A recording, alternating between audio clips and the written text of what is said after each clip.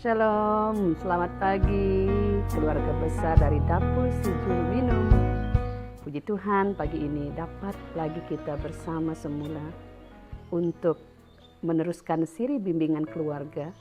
Dan pada hari ini kita berada di tajuk yang ketujuh, yaitu kumpulan para malaikat. Ya, apa yang berlaku? Semalam kita bercakap tentang bagaimana Yesus dilahirkan. Seorang raja di atas segala raja, lahir di palungan. Begitu Tuhan merendahkan dirinya menjadi sama seperti kita. Dia mengerti segala kesusahan kita. Dia mengerti bila kita tidak memiliki apa-apa. Karena dari sejak lahir, Allah Bapa mengizinkan Yesus Kristus untuk mengalami hal-hal berbentuk kekurangan. Supaya kita tahu bahwa benar-benar Allah datang untuk menyelamatkan kita. Amin.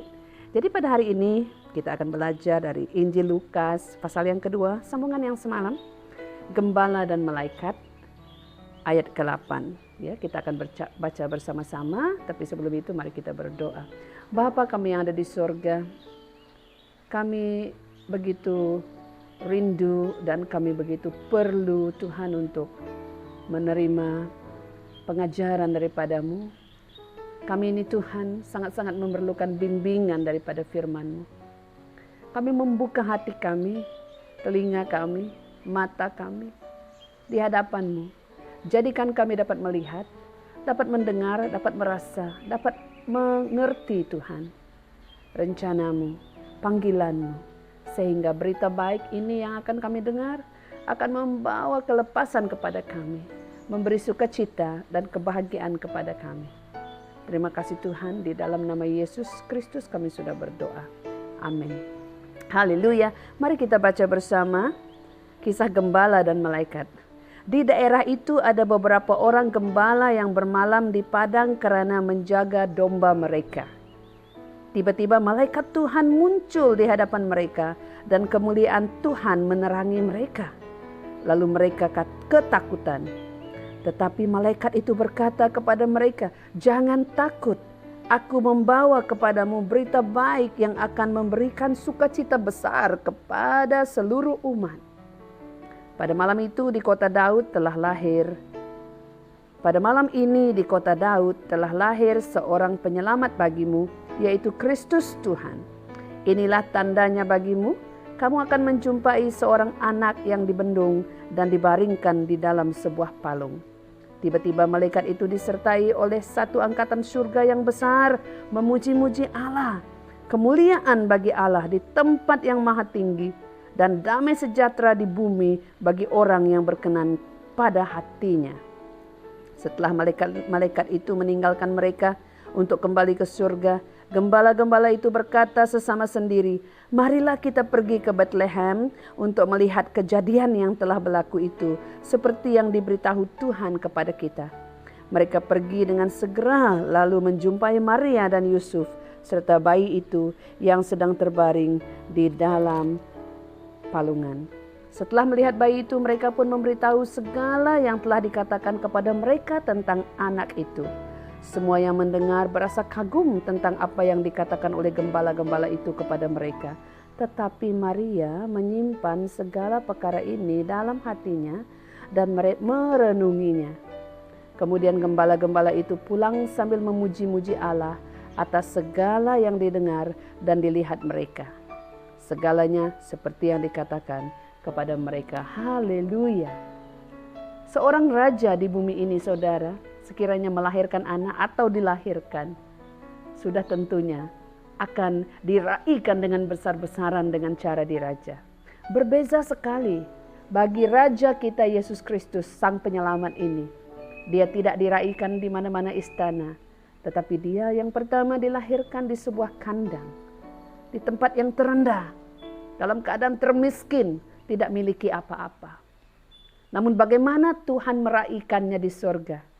Dia tidak menghantar bala tentara, dia tidak menghantar orang bermain trumpet dan sebagainya, ya, dalam satu perayaan besar. Tetapi dia menghantar bala tentara dari surga, yaitu malaikat-malaikatnya untuk meraikan kelahiran bayi ini. Haleluya. Apa yang berlaku? Mari kita renungkan firman Tuhan yang baru saja kita baca.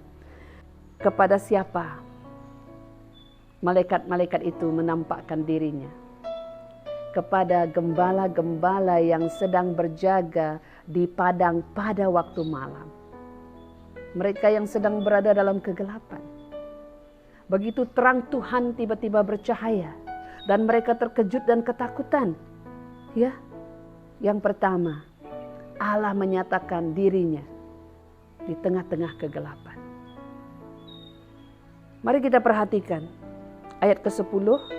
Tetapi malaikat itu berkata kepada mereka, "Jangan takut, aku membawa kepadamu berita baik." Haleluya. Di sekeliling mereka penuh dengan kegelapan pada waktu malam ketika mereka sedang bimbang. Jangan-jangan domba-domba yang mereka pelihara itu diterkam oleh harimau singa. Dan tiba-tiba muncul terang itu. Pastinya mereka ketakutan karena mereka sedang berjaga-jaga, sedang berawas-awas. Dan apa yang dikatakan oleh malaikat ini? Pertama, berita baik. Tuhan membawa berita baiknya kepada umat manusia yang sedang berada dalam kegelapan. Yang kedua, berita apa? Berita sukacita.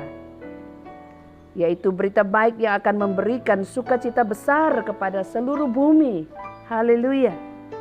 Siapa yang memerlukan sukacita, saudara? Ialah kita-kita yang berada dalam kesedihan.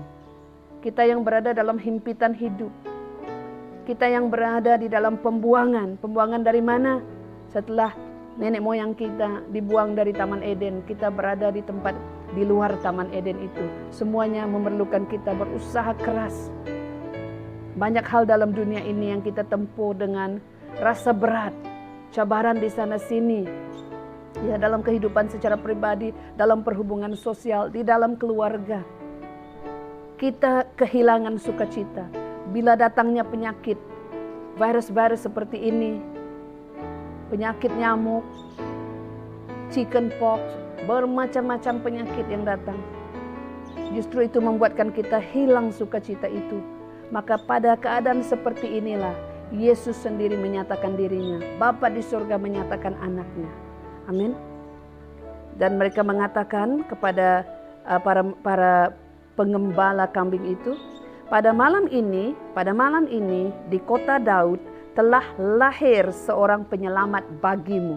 Seorang penyelamat. Haleluya. Terima firman ini, saudara. Seorang penyelamat telah lahir bagi kita. Seorang penyelamat, maksudnya seorang yang akan menyelamatkan. Telah lahir. Yang melepaskan daripada apa? Melepaskan daripada dosa dan hukuman dosa itu telah lahir. Karena dosalah yang menjadikan kita hidup dalam kesengsaraan. Secara emosi, dalam pikiran, malah secara fisikal kita. Kita menjadi manusia yang terkutuk. Yang sampai waktunya kita harus mati.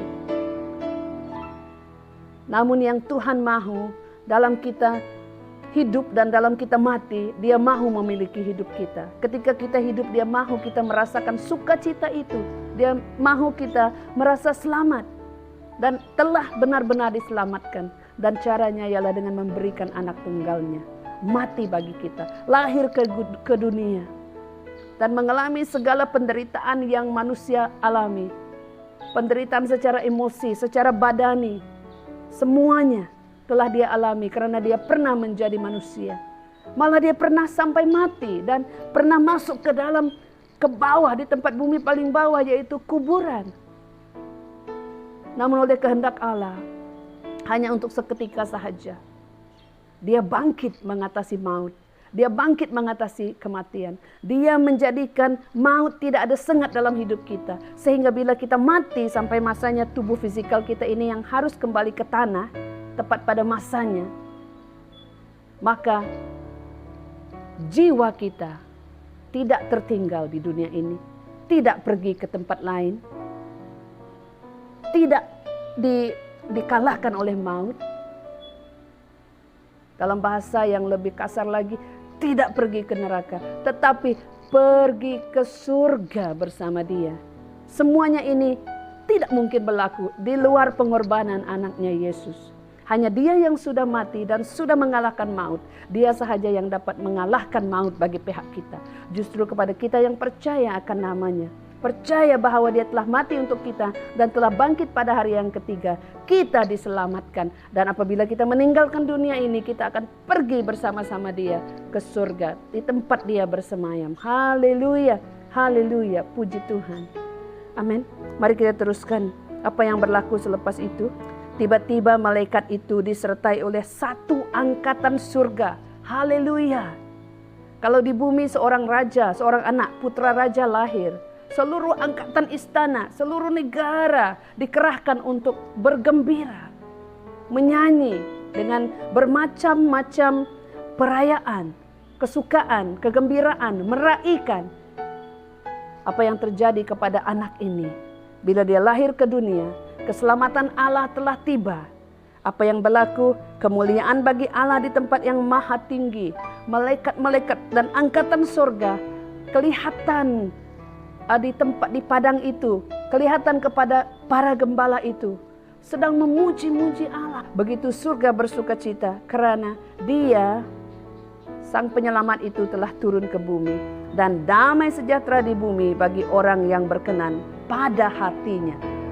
Siapakah yang berkenan pada hatinya Tuhan? Ialah orang-orang yang tahu bahwa dirinya miskin. Orang-orang yang tahu bahwa hidupnya terhimpit, bahwa hidupnya sedang menuju kepada maut tanpa Yesus Kristus. Orang-orang inilah yang akan merasa sejahtera di bumi ini. Yang tahu keberadaannya, keadaan sebenarnya dia, jiwanya, bahwa jiwanya menuju kehancuran. Lalu dia berserah, lalu dia menerima janji Allah, lalu dia menerima penyelamatan dari Allah, yaitu melalui Yesus Kristus sang penyelamat ini. Orang-orang inilah yang bersukacita, orang-orang inilah yang merasakan damai sejahtera yang tidak dapat dijumpa di mana-mana. Haleluya. Begitu besarnya karya Tuhan, begitu lain daripada yang lain. Setelah malaikat-malaikat itu meninggalkan mereka untuk kembali ke surga, untuk malaikat-malaikat itu sekarang kembali ke surga, lalu mereka berkata sesama sendiri, marilah kita pergi ke Bethlehem untuk melihat kejadian yang telah berlaku itu, seperti yang diberitahu Tuhan kepada kita. Tuhan berbicara kepada mereka. Namun sebelum itu Tuhan sudah berbicara kepada Yusuf dan Maria. Sesampainya di sana mereka melihat benar-benar seorang bayi telah lahir dan diletakkan di atas palungan. Mereka memuji, mereka sujud menyembah, dan mereka menceritakan kepada Maria dan Yusuf apa yang berlaku. Dan orang-orang yang mendengar di sekeliling sana merasa begitu kagum dengan apa yang terjadi. Mata mereka terbuka, namun Maria berdiam diri dan mengamati, merenungkan apa yang sudah dikatakan oleh Tuhan kepadanya. Mungkin pada waktu itu dia sedang gusar, tetapi para gembala ini datang menceritakan, itu adalah confirmation, itu adalah kepastian bahwa benar-benar Allah sudah memilih dia untuk melahirkan sang penyelamat ini. Walaupun pada saat itu begitu sukar, mungkin dia berpikir, pada waktu itu sempat berpikir, kalau benar anak ini daripada Allah, mengapa perlu dilahirkan dalam keadaan yang begitu sengsara seperti ini? Mungkin kita sebagai manusia pernah berpikir, kalau benar Allah bekerja di dalam hidupku, mengapa aku begini sengsara? Mengapa aku begini sakit? Melahirkan anak di kandang hewan, dan anakku tidak ada tempat untuk kubaringkan kepalanya.